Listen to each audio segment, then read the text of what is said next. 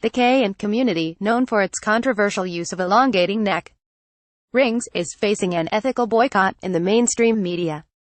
But what do the locals actually think?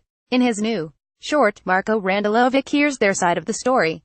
The K community, known for its controversial promotion of use neck rings, is facing an ethical boycott in the mainstream media. But what do the locals actually think? In his new short, Marko Randelovic hears their side of the story. Years ago, in the early days of the Karen conflict, the K people fled Burma and headed to Thailand.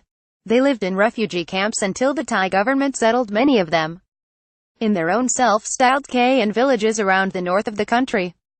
Mutae moved to one of these villages, called Hepukang, 25 years ago.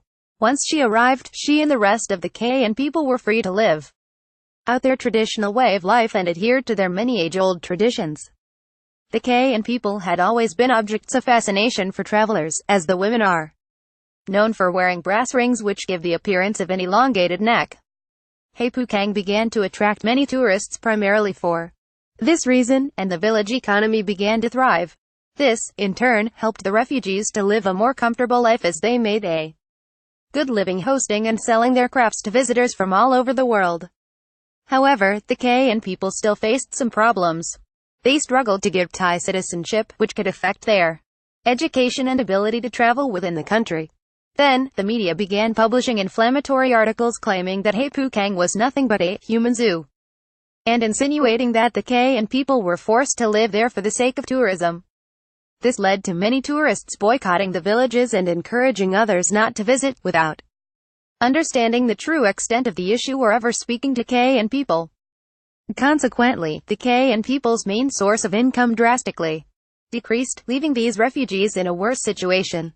As Mutae explains in my new short film, K Rings, which you can watch in full above, the people of Hepukang would actually like people to come and visit them.